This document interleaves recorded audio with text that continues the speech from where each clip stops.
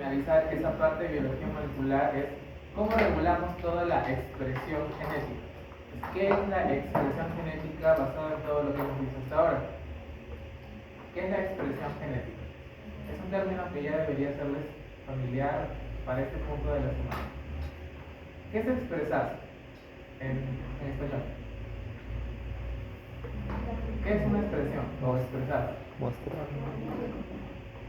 Una forma de comunicar algo que siento, ¿no? Es de expresar mi malestar, lo que sea. Bien, en los genes es igual. Expresar es hacer que el gen diga algo. En este caso, su lenguaje es proteína. ¿De qué manera yo regulo que los genes produzcan proteínas? En todos los niveles. A mí me gusta mucho jugar con el tema de la imaginación. Ustedes tienen todo un camino, desde que hay un gen hasta que se forma una proteína. ¿Qué puntos ustedes creen que serían críticos para que a un gen forme una proteína? Digamos, yo no quiero que este gen que dice cáncer, porque hay oncogenes, no lo sabían. Nacemos con oncogenes y morimos con oncogenes. Los oncogenes son genes que pueden proliferar en un cáncer. Tú siempre, desde que fuiste formado, naciste con la probabilidad de tener un cáncer. Están ahí los genes, se llaman oncogenes, están dormiditos. Depende de ti despertarlos en el camino. Entonces, si yo quisiera que estos genes se mantengan en silencio, ¿qué haría yo para que no se expresen? Tal vez podría hacer algo para que la polimerasa no transcriba, ¿no? ¿Qué más en el camino? Digamos que la polimerasa falló, continúa su camino. Hay una R en el mensajero. No dejar que solo... El proceso de splicing, ¿no? Tal vez yo modificaría el proceso de splicing para que no se junten los intranos y exones, no se separen, y por lo tanto no es funcional la R del mensajero. Digamos que eso falla y aún se generan los exones, se procesó. ¿Qué más? ¿De dónde tiene que salir? Ese R del mensajero, ¿de dónde tiene que salir para llegar a esa proteína? Del núcleo, ¿no? Podría haber una regulación a nivel nuclear, para que no salga. Del transporte para que nunca salga. Y ahí se quede, ¿no? Pero imagina que salió, ya, se te escapó. ¿Qué más podrías hacer para impedir que se forme la proteína que es el final? Los ribosomas, claro, de alguna manera impactar en que los ribosomas no se ensamblen, algo por ahí. También el procesamiento propio de la lectura interna de los ribosomas. Entonces, todo lo que ustedes están pensando, incluso cuando digamos que falló eso, incluso ya llegó al ribosoma. Cuando ya formaste la proteína, incluso hay una manera de controlarla para que esa proteína se muera rápido. Entonces, hay niveles de control de la expresión desde el inicio hasta el final. Más o menos vamos a dar un vistazo de eso. Me gusta porque primero todos tienen la idea general antes de que uno vea los detalles del tema. Entonces, vamos primero al gen. El gen tiene partes. Bueno, estos son los tipos de genes que ya habíamos comentado: los inducibles, los constitutivos y los reprimibles. En cualquier lugar donde vayan a darles una inducción de genética, siempre les hablan de esto de los genes. ¿Se acuerdan qué eran los genes inducibles? Los que no tienen mucha transcripción. Son los calladitos que necesitas sacarles cucharita para que hagan. Los constitutivos son los que siempre se están expresando. Siempre se están expresando. Y los reprimibles son que aprecian mucho. Tienes que callarlos, porque siempre están expresando. Bien. Eso ya quedó claro. Y acá las partes regulatorias de un gen. Tenemos los genes estructurales, que son las enzimas que van a salir. Tenemos una zona previa, que es el operador, que es como un semáforo que le va a decir sí o no te expresas. Una zona promotora. ¿Se acuerdan que la zona promotora es el que le llama a la polimerasa, ¿no? Alarma de polimerasa. Ven, aquí está el gen. Y un gen regulador también. La mayoría de genes suelen tener zonas de genes reguladores, donde salen proteínas que van a acelerar o van a detener el proceso de todo lo demás. Entonces tenemos gen regulador, promotores, operadores y genes estructurales. Bien, lo vamos a ver con gráficos más adelante. ¿Qué produce el gen regulador? Una proteína, ya sea represora o inductora. ¿Ya? Puede ser cualquiera de los dos. La zona promotora es donde se une la ARN polimerasa, donde le indica, es un llamador. El operador, acá comenta que es la zona donde se une la proteína represora. Una vez que el gen regulador produce una proteína, esto para actuar va al operador para que el operador diga como semáforo verde o rojo. Verde o rojo. Bien, para la polimerasa. Y por último, gen celular. El gen estructural son todas las proteínas que el gen quiere producir. Bien, entonces aquí, bueno, estas diapos son del doctor Salomón. ¿Ya? Así que estamos usando material de Salomón. Antiguamente siempre se pensó que un gen, una proteína. Pero realmente, actualmente sabemos que no es así. Un gen, debido al proceso del splicing alternativo y todas esas cosas que estamos aprendiendo de la genética, que aún es media oscura en algunos puntos, sabemos de que un gen puede producir varias proteínas, ¿no? En el proceso. Acá ponemos el ejemplo de un gen de bacterias, ¿ya? El gen llamado LAC, que produce una enzima que se denomina la proteína LAC o la enzima LAC. Le pusieron LAC, como siempre los científicos no son creativos. El gen LAC tiene que ver con un sustrato, con un azúcar, que comienza con LAC. Lactosa. Las enzimas que van a degradar lactosa, les vamos a poner el gen LAC. Y las proteínas que lo degradan a la lactosa, LAC. Miren ustedes una pequeña diferencia aquí. A los genes, a los científicos les gusta colocarlo en cursiva. Los genes en cursiva y minúscula y las proteínas así normal, para que lo distingan también en los textos. Bien, entonces vemos un poco de la situación de todos los componentes en esta gráfica. Allá. Ahora, en procariotas hay algo muy interesante. Las zonas donde se producen enzimas, todo el conjunto, ya sea el promotor, el operador, las enzimas estructurales y los genes, se denominan operones. ¿Ya? En el caso de cómo una bacteria degrada lactosa, todo el set genético se denomina el operón LAC, el operón de lactosa. ¿Ya? Esto resulta ser muy interesante, porque las bacterias tienen un montón de centros operones. Operones es todo el conjunto de estas secuencias de ADN. Por ejemplo, hay unas bacterias que tienen un operón muy interesante, sobre todo para los que les interesa el tema del estilo de vida, que se llama el famoso operón COP, que como deducirán ustedes, tiene que ver con una sustancia que los vegetarianos tienen mucha dificultad de obtener. COP. COP de cobalamina. Cobalamina es igual a B2. vitamina B12. Resulta que hay bacterias que tienen un set genético muy similar a este operón LAC, que se denomina el operón COP. Es todo ese genético para que una bacteria agarre cualquier cosa vegetal, lo que sea, y lo transforme en una vitamina B12. Pero no son todas, son algunas bacterias contaditas las que hacen eso. Dentro de ellas, algunas que resultan un poco curiosas, como las salmonelas. Hay varios tipos de salmonelas que producen vitamina B12. Las salmonelas no son buenas, y otros tipos de pseudomonas también, pero no son tan buenas. ¿Por qué me acuerdo de ellas? Porque son las que usamos en industria farmacéutica para producir vitamina B12 en las pastillas que les vendemos como suplementos vitamínicos. Las hacemos crecer en tanques, ellos producen las vitaminas del complejo B para nosotros. Los purificamos y les ponemos a las personas. Las bacterias son minifábricas. Tú les das una comidita cualquiera y ellas te producen sustancias increíbles. Y todo eso también lo tienes en el intestino. Así que es importante alimentar bien a las bacterias, porque si las alimentas mal, fabricas de toxicidad y probablemente de cáncer, ¿no? El microbioma que tanto han estado viendo en el ciclo pasado. Bien, pues veamos un poco la situación del operón LAC. El operón LAC tiene un gen regulador, por supuesto. ¿Qué otra cosa más debe haber para la expresión genética? Un promotor, ¿no? Una zona promotora, un operador, que es como el semáforo que le va a decir verde o rojo a estos genes de acá, que dicen los genes estructurales. El LAC Z, Y y A. Cada uno se encarga de una parte de la degradación de la lactosa, ya sea la expresión de un transportador de lactosa, otro de una lactasa y demás, ¿no? Cosas que van a ayudar a que la lactosa se metabolice bien. Antes de no finaliza, bueno, eso, ¿no? El famoso operón. ¿Cómo funciona la situación del operón LAC? Les cuento, ¿no? La mayoría de bacterias ama la glucosa, les gusta el azúcar. Si tú te alimentas con alimentos dulces, tus bacterias van a estar felices, porque les encanta la glucosa.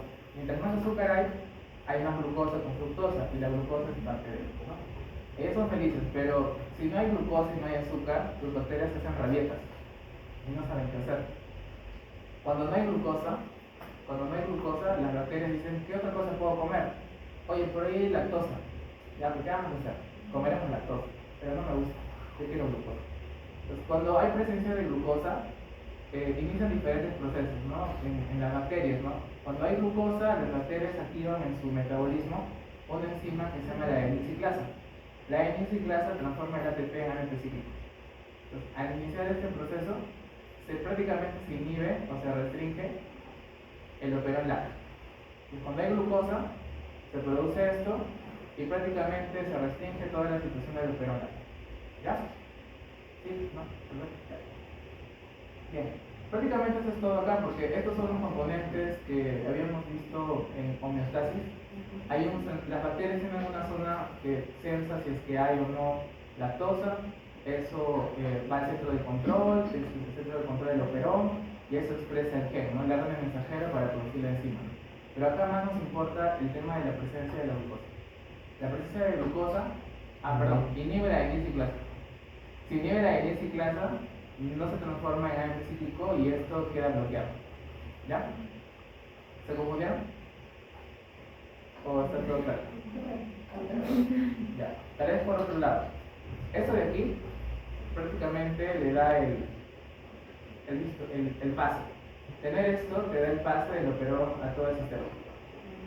Y la glucosa que hace inhibe esto. Si inhibo esto, no formo esto.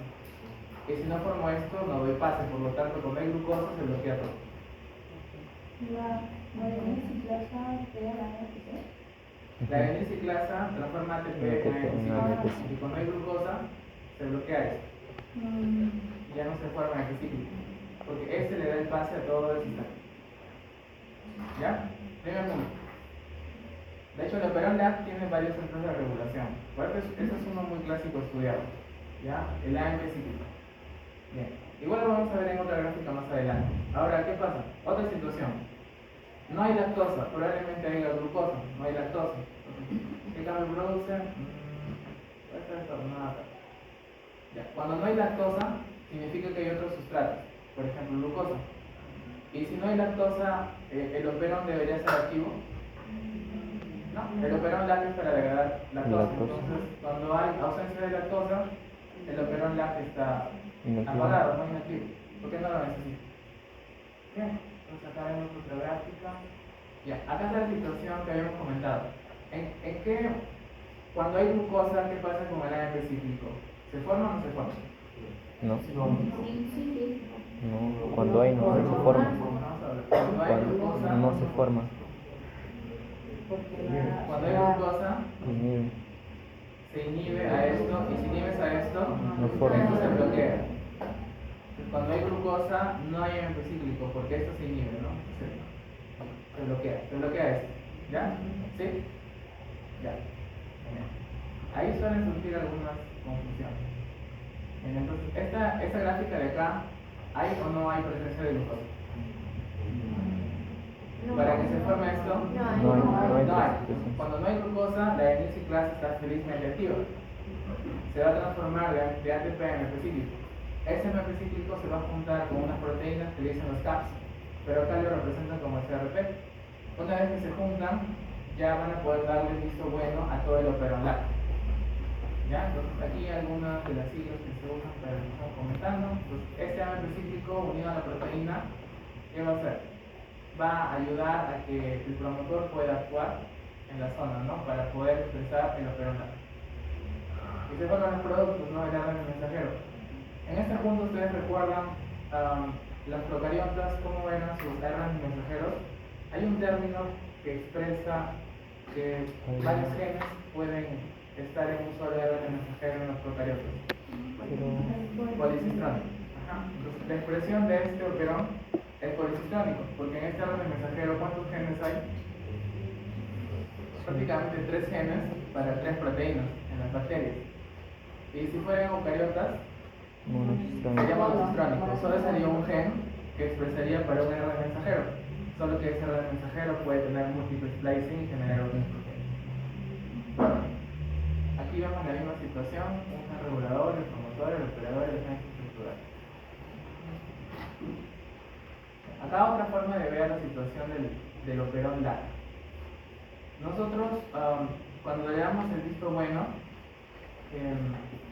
o sea, cuando hay presencia de lactosa, no, esta es una situación de ausencia de lactosa. Cuando hay ausencia de lactosa, este gen regulador está produciendo su proteína represora. Y la proteína represora, ¿qué va a hacer? Va a bloquear el operador.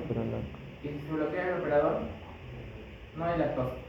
Esta es una situación de ausencia de lactosa. No necesito a los genes de lactosa, por lo tanto no hay lactosa, no necesito los genes de lactosa. Pero ¿qué pasa si parece la lactosa? Como en esta situación de acá. Esta es la situación. Cuando hay lactosa se activa todo el operador, pero es mejor verlo con esta gráfica de acá. ¿Ya? Hay lactosa presente. Se está expresando el gen regulador. ¿El gen regulador qué proteína expresa? ¿Una proteína represora o una proteína inductora? Una proteína represora. Pero que va al operador y lo va a bloquear. Pero hay presencia de lactosa. En este caso hay presencia de lactosa. La lactosa que hace, se junta a la proteína represora y la degrada. Y si tú degradas el represor, ¿qué vas a conseguir? Que el promotor dé la luz verde. Y si da la luz verde, ¿qué va a pasar? Se va a Se van a empezar a buscar.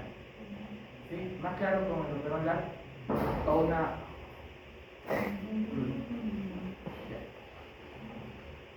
En ausencia y presencia de lactosa. ¿Ya?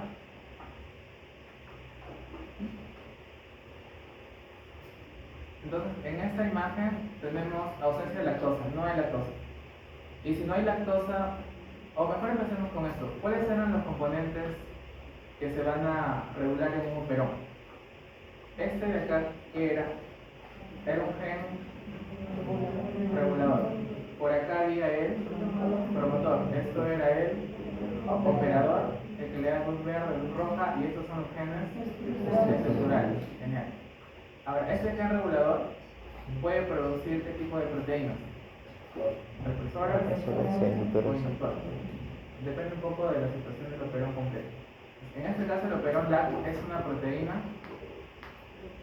La proteína que expresa es una proteína represora. ¿Ya? Entonces, cuando no hay lactosa, el gen está activo.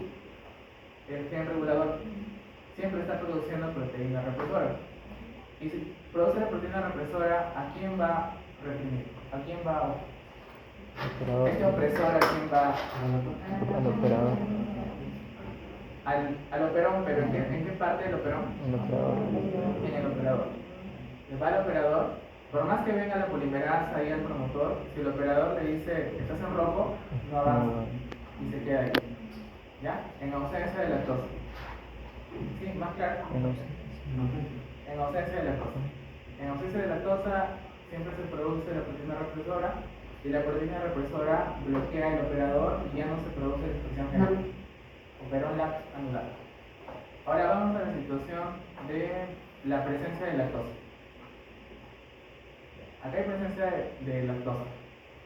De igual manera, aquí este gen regulador está produciendo su proteína opresora. ¿Qué le digo proteína opresora? Esta proteína opresora, ¿quién quiere oprimir?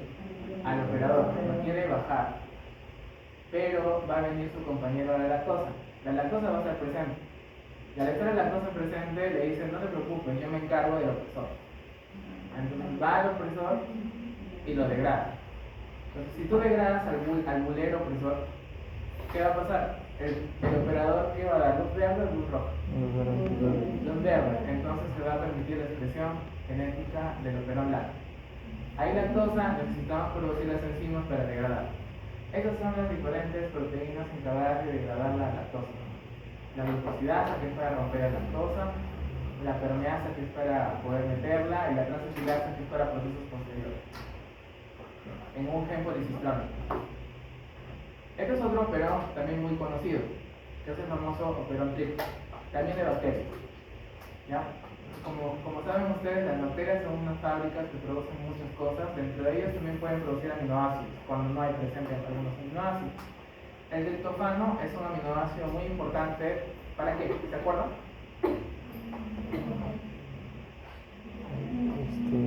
Genera el neurotransmisor de... Funciona como neurotransmisor, sí, pero es porque produce a partir de su degradación un neurotransmisor. ¿Te acuerdas? 5-hidroxitriptamina, que se conoce como serotonina. Serotonina. Serotonina. Y ahora van a aprender más de ello porque hay un canal iónico que se encarga de eso y van a verlo ahora también en este curso, mucho más profundidad. Y la serotonina es un aminoácido encargado de una parte emocional Felicidad. también, de la felicidad, ¿no? Es encargado de parte del sistema de felicidad.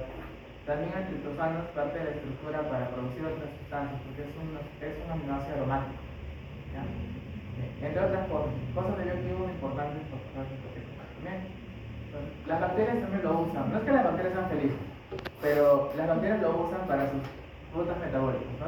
Es un aminoácido importante. Pero a veces no hay, ¿no? A veces están en, ¿cómo diríamos? El sistema donde viven, el gobierno está mal y hay escasez. No tienen a veces triptófano a la mano. Pero ellos no se quedan con los brazos cruzados. Dicen, bueno, si no hay triptófano lo voy a fabricar. Pero las bacterias tienen un sistema de enzimas para fabricar triptófano cuando no lo tienen. ¿Cómo adaptarles son esas cositas tan pequeñas que tienen tan pocos genes y no piensan, ¿no? Pero sí hacen cosas increíbles.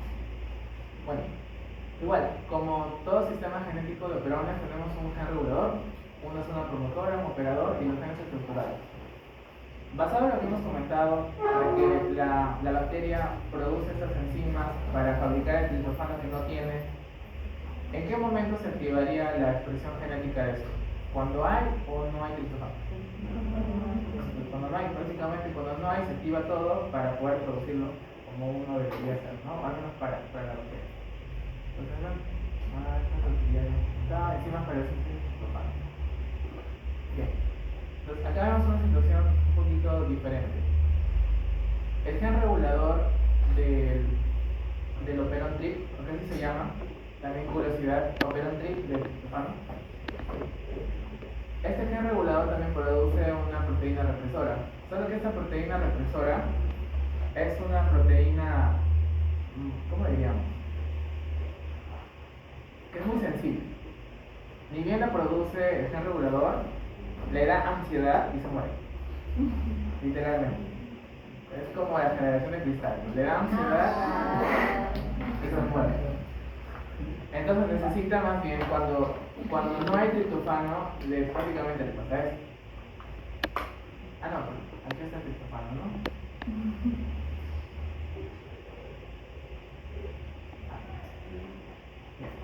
Entonces, aquí tenemos la proteína con el triptófano presente y recién permite la expresión de estos genes, ¿no? Al menos cuando están en presencia de triptófano. Entonces, aquí tenemos algunas diferencias entre ambos, ya que es prácticamente el resumen de todo lo comentado. Basado en todo lo que hemos visto, el operón LAC es un operón inducible, ya, primera diferencia. Y el operón TRIP es un operón reprimible, ya, diferencias entre ambos, muy importantes. La lactosa, ¿cómo funciona? Como un inductor de la expresión. Necesitas lactosa para inducir la expresión de los genes. El triptófano más bien es un correpresor. Cuando está presente, prácticamente bloquea, ¿no? Porque si ya tengo triptófano, ¿para qué fabrico las enzimas? Bien. El represor, bueno, ambos prácticamente se sintetizan siempre, pero el represor en el operón LAC prácticamente se sintetiza y es muy activo. Está muy activo. En cambio, en el operón TRIP sale muy sensible y le da ansiedad y se muere. Entonces necesita el triptófano para que viva más tiempo para reprimir, ¿no? La expresión. Y bueno, el operón LAC participa en enzimas de la vía catabólica porque van a degradar la lactosa y en el triptófano es una vía anabólica porque le van a fabricar. Hay buenas diferencias entre ambos sistemas de regulación de la expresión genética. Bien, entonces tenemos todos estos puntos en los cuales se puede regular la expresión genética, ¿no? Desde el ADN, con los ejemplos que hemos visto, una vez que se produce el ARN mensajero, también ahí en el splicing pueden haber proteínas reguladoras. La salida de ese ARN mensajero también puede ser una zona de regulación. También aquí, antes de llegar a la proteína, se puede degradar el ARN mensajero. Puedes mandar enzimas para que destruyan eso, nunca lleguen al sistema de ribosomas. O ya cuando están en el ribosoma se puede enviar una molécula para que esta no permita que se ensamble el ribosoma, por ejemplo. Cuando la proteína ya está fabricada, pueden haber enzimas o proteínas que desestabilizan la proteína y ya no funcionan. Entonces, todo esto es muy fino porque nosotros tenemos muchos sistemas complejos. En eucariotas la cosa es mucho más complicada. En bacterias casi esto no tiene mucha relevancia, más que a nivel genético de los operones, pero en eucariotas sí vemos mucho eso, para muchas cosas. Y cuando algo funciona mal, por ahí puede aparecer algo muy malo como un cáncer. Así que el cáncer puede aparecer por un problema en no regular bien cualquiera de esas partes. Porque a veces hay genes que son buenos y hay genes que no son tan buenos. Bien, acá aquí tenemos. Este es un ejemplo con respecto a los eucariotas. En eucariotas tenemos una situación muy similar. Tenemos zonas promotoras, zonas operadoras y genes estructurales. Solo que recordamos que en eucariotas todo el proceso es monocistrónico. Así que si sale un gen, de ahí recién salen las demás proteínas por splicing. Solo que nosotros tenemos cosas adicionales. Tenemos varias, estas rayitas de acá, que se suelen usar en los libros de genética, es para decirle que hay muchos nucleótidos de diferencia entre este espacio. Digamos, estas dos rayitas podrían ser 1000 nucleótidos de distancia, o 10.000, igual que por acá. ¿Qué quiere decir? Nosotros tenemos unas zonas bien distantes al gen, pero que sí lo regulan, que se llaman genes intensificadores o genes silenciadores de la expresión genética. Uno diría, wow, si están tan lejos, ¿cómo es que logran impactar en este gen? Y es porque la secuencia, la cadena de ADN que tenemos se puede doblar, puede tomar formas para llegar ahí a tener contacto con el gen. Entonces, eso lo vamos a ver, me parece que hay una imagen más adelante. Y hay proteínas que se encargan de conectar esto con esto. Tiene que haber conexión entre ellos. Entonces, todo eso en nuestro genoma. Y todo eso está programado. Desde que el ovo cigoto empezó a dividirse, desde que hubo la fecundación, ¿no? Desde que tú ganaste la carrera y llegaste ahí al ovocito, desde ahí hay todo este tema de controles. Y está programado. Incluso está programado en el momento en que vas a ser adolescente, está programado en el momento en que se activan los genes para producir todas las hormonas, etcétera, ¿no? Entonces, ¿qué nivel de programación tan increíble? ¿No? Y eso es un hacker increíble. Bien. Las proteínas que se encargan de conectar esas zonas genéticas son proteínas muy especiales y tienen estas cosas que se llaman motivos. Motivo de dedos de zinc, por ejemplo, motivos de cremallera de leucina y etcétera. Así que las proteínas que pueden conectarse con una zona genética y conectarla con otra tienen estas secuencias en su estructura. No es cualquier proteína. E incluso hay sistemas de fármacos que se diseñan basados en este tipo de proteínas para ver si puedo conectar una zona genética silenciadora si quiero callar un gen, porque está hablando demasiado y no debe hablar demasiado. Acá algunos puntos que el doctor Solano dejó como muy objetivo, ¿no? Las ideas que dejó acá. No sé si vale la pena leerlo, dejar que ustedes lo lean, pero podemos hacer comentarios. A ver, ¿qué dice el doctor Solano? Cada gen tiene una combinación particular de intensificadores y silenciadores. Bueno, sí. Todos los genes no tienen el mismo patrón de intensificadores y silenciadores. Así que, digamos, si quisiéramos ver el gen que produce cáncer de mama, como el BRCA o BCR1 o 2, tienen diferentes patrones, incluso entre personas. Tu BRCA podría ser diferente que el BRCA de tu compañera si te tuvieron cáncer de mama. Eso es lo que hace muy interesante el tema del cáncer, porque es muy personalizado el estudio. Entonces, disculpe, tiene que ver con la medicación de seguridad que es mucho más personalizada para cada persona. La mayor cantidad de esfuerzos que se hace actualmente en medicina de precisión o medicina personalizada van dirigidos al cáncer. Porque nos hemos dado cuenta de que los tumores que producimos, porque son cosas que nosotros producimos increíblemente, células inmortales que salen de genes con los que nacemos desde el inicio de la creación, oncogenes, son muy diferentes. Si tienes dos tumores en un hígado, tú agarras el tumor y lo seccionas y ves que hay grupos de poblaciones de células que son diferentes dentro del mismo tumor. Y un medicamento le puede hacer efecto a un grupo de células y al otro no. Entonces debería hacer estudios más personalizados. Ese es el arte actual de la patología, para hacer medicina de precisión.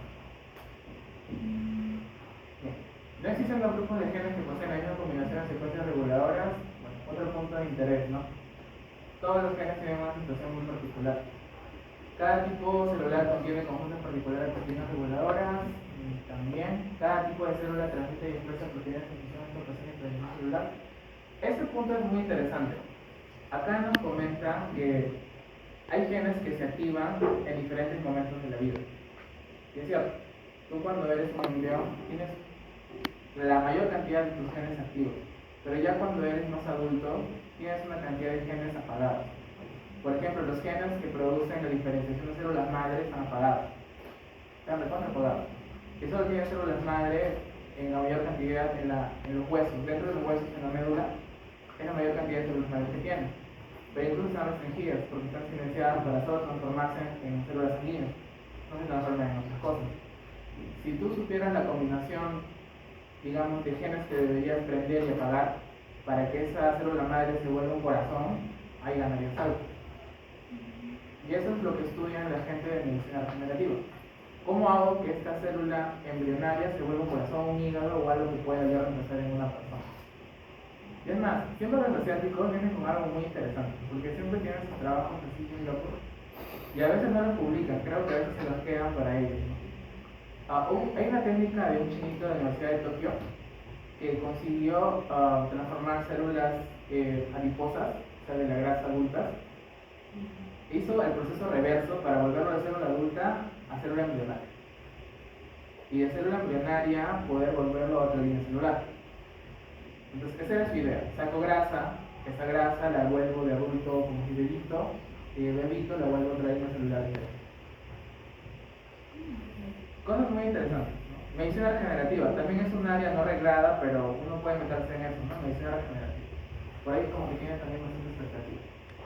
Más títulos que más bien son ideas que se los dejo a ustedes, pero no es como que vaya a venir en el examen de esa manera. ¿Ya? Son conceptos, puntos muy interesantes para entender el proceso. Esto es lo que yo les comentaba. Los eucariotas tenemos las zonas reguladoras muy distantes porque tenemos un ADN muy grande, bastante grande. Por aquí está una zona reguladora, pueden haber acá 10.000 nucleótidos y recién apareció un promotor. Y yo tengo que hacer todo ese proceso de regulación entre el promotor y el operador que está por acá. ¿De qué manera hago que esta proteína con este gen se junte con el otro? Pues produzco los famosos dobleces.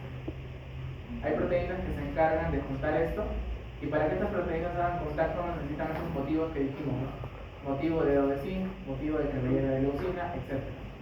Una vez que se juntan, recién esta actividad puede regular para que esto se exprese más rápido o que se bloquee en todo caso la expresión de este gen.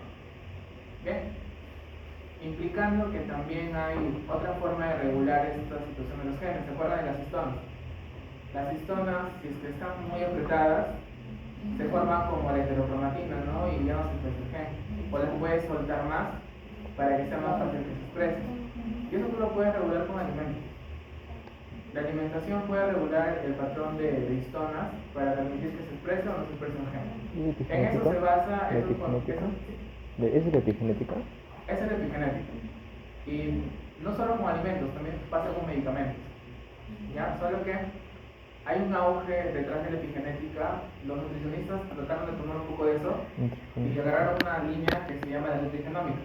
Y siempre hablan de la nutrigenómica, la predican, y la buena nueva de la nutrigenómica. Pero detrás de eso la ciencia es la epigenética, ¿no? Tener esos patrones, metilación, y todo. Y segundo les interesa también, pues, ¿no? Nutrigenómica es un área interesante. Es como pensar cómo puedo curar o cómo puedo prevenir enfermedades con alimentación. Pero tengo que tener base de eso, ¿no? Cada alimento cómo modifica la expresión genética de una zona que me interesa. Por ahí van a ver seguramente conferencias, nutrigenómica en el cáncer de mama, nutrigenómica en la diabetes, nutrigenómica en Es como medicina natural. medicina natural, pero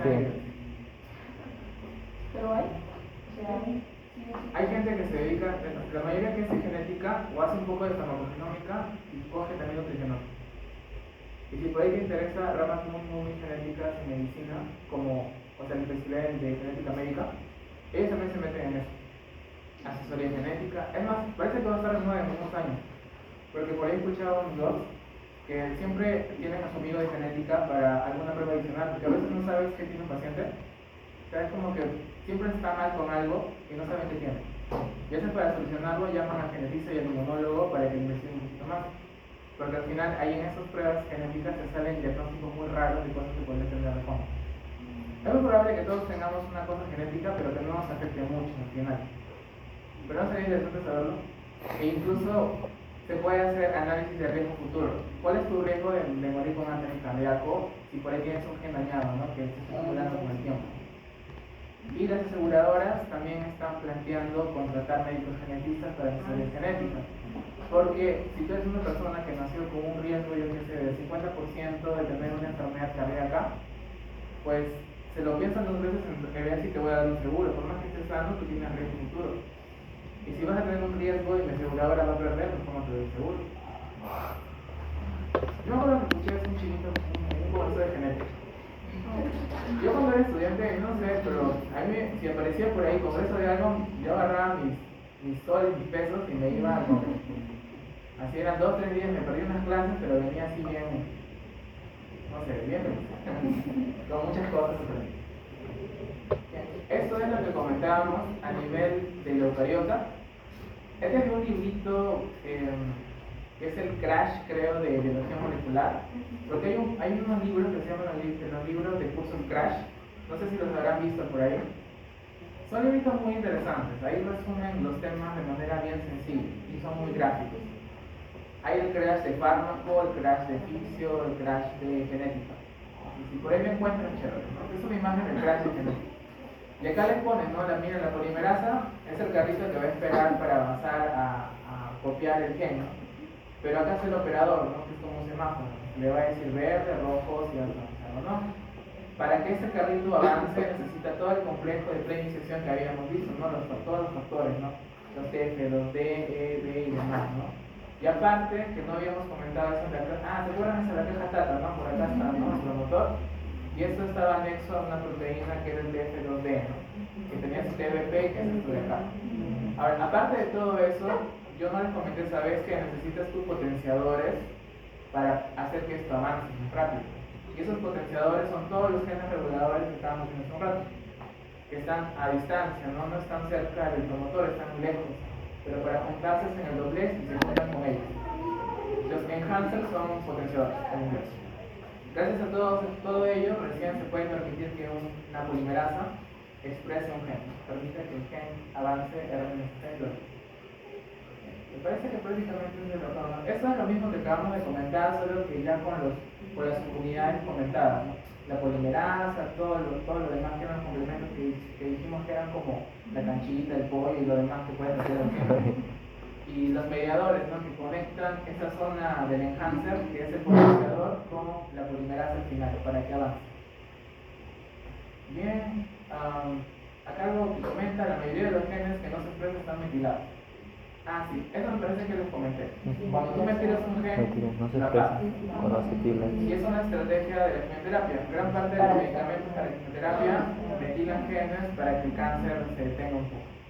Porque el problema del cáncer es que expresa mucho una proteína que hace que se divida demasiado. Bien, esta es otra forma de controlar que ya habíamos comentado. Tenemos un RNA mensajero inmaduro con múltiples exones de intrones. Y dependiendo de cómo tú los juntas, en el orden que los vayas a juntar, producen diferentes proteínas. Entonces, aquí también tú puedes ejercer control, y también a este nivel. Aquí hay un ejemplo con una proteína que se llama la conitasa y el hierro. Entonces, la conitasa es como una proteína represora. No permite que estos genes de por aquí, que producen la transferrina, se puedan expresar. A todo esto, estos términos tal vez no les suenan muy familiares, ¿ya? La conitasa es un opresor, es un bully. La ferritina es una proteína que le gusta guardar hierro en nosotros. Así que si tú tienes buena ferritina, significa que vas a guardar buen hierro en tu cuerpo. ¿Ya? Ahora, esa conitasa está reprimiendo el gen de la transferrina y probablemente sea porque no hay hierro. Pero cuando aparece el hierro, prácticamente se lleva y degrada al represor que es la conitasa, para permitir que se exprese la transferrina y la ferritina. Y la ferritina va a guardar más hierro, porque el hierro está en tu cuerpo. Porque si tú no tienes ferritina en buena cantidad, el hierro va a entrar y se va a salir así como entró. Y no vas a guardar nada. Y vas a estar con algún tipo de deficiencia de hierro, ya sea anemia u otros problemas, ¿no? Como inmunodeficiencia. Es decir, si no sabíamos, no han leído, el hierro también funciona como mecanismo inmunitario. También destruye bacterias. Es más, me da risa porque el sistema inmunitario agarra el hierro, lo vuelve como una bomba de electrones, porque es como un estrés oxidativo, agarra, le envía una bacteria, y el hierro se roba todos los electrones de la bacteria y la degrada. Maestro. Porque el hierro también es una especie de arma inmunológica. Control post-transduccional.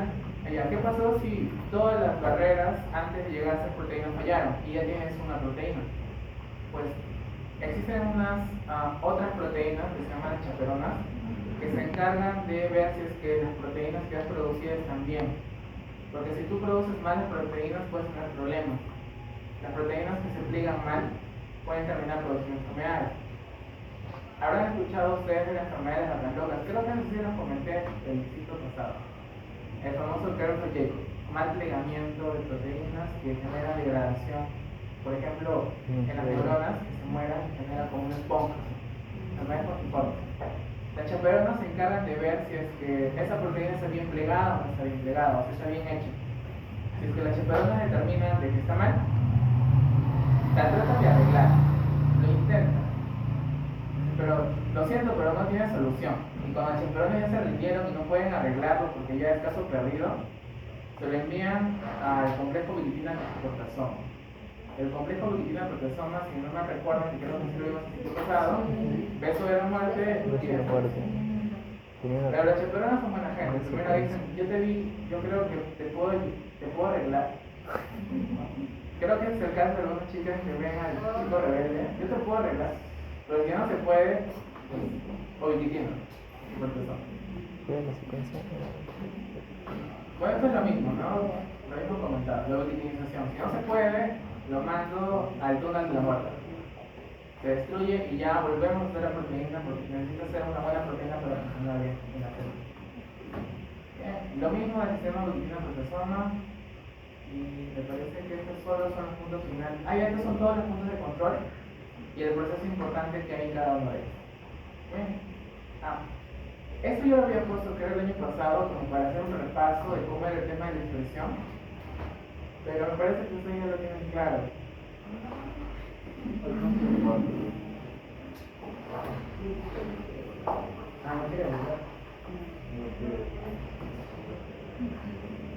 Bueno, igual lo vemos con ustedes, ¿no?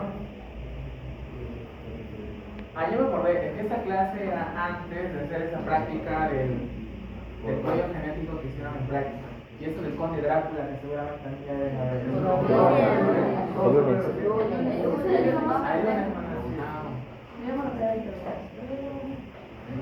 Bien, entonces, acá una práctica. Tenemos este gen, ¿ya? Bacán. Este gen tiene una secuencia codante y una no codante. ¿Cuál es la secuencia codante?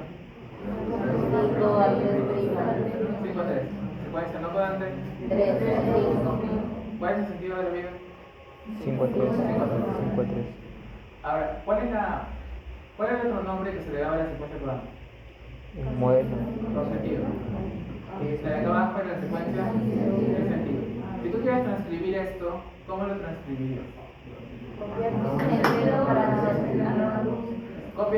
Supuestamente copias, pero complementariamente el de abajo para obtener esta R consentida. Yo no sé cómo ustedes habrán hecho en la práctica, pero yo tenía a veces a mis compañeros que agarraban y al pie de la letra y decían ya, el T es con A, el T es con A, el A es con U, el C es con G, y lo hacían así. Y yo ese método lo veo muy lento, porque si vas a sacar el RNA mensajero por complementariedad, vas a estar haciendo mejor copio el de arriba igualito y en vez de T le pongo U y ya está. Ya tienes el RNA mensajero. Y una vez que tienes el RNA mensajero, ¿qué es lo que haces para volverlo proteína? Le colocas. Primero considera codón de inicio. ¿Cuál es el codón de inicio? Metionina, auge. Auge. Bueno, se supone que aquí debería haber un auge para que tenga un poquito más de sentido. ¿Ya? Pero no, hay un auge. Genial. ¿El auge qué expresa? ¿Qué amino ácido?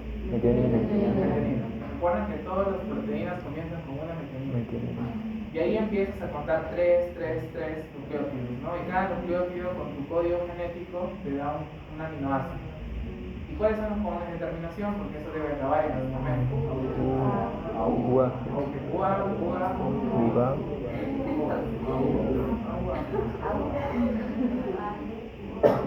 Algunas de potencias seguro por eso se publicará. La cosa es que deben reconocer siempre el codón terminador, porque ¿qué tal si viene un gen y por acá es el codón terminador, ya no tendrían por qué copiar lo demás. Si hubiera una pregunta que les dice, sáquenme el péptido de esta secuencia y el codón, y acá adrede colocamos un codón terminador, ya saben que el péptido solo llega hasta acá, no llega hasta el final. ¿Ya? A partir de estas cositas pueden surgir muchas agarradas. Así que ten en consideración esos detalles de cómo sale un péptido a partir de una secuencia. Ahora, solo nos queda una clase más, pero creo que podemos hacer un mini break de 10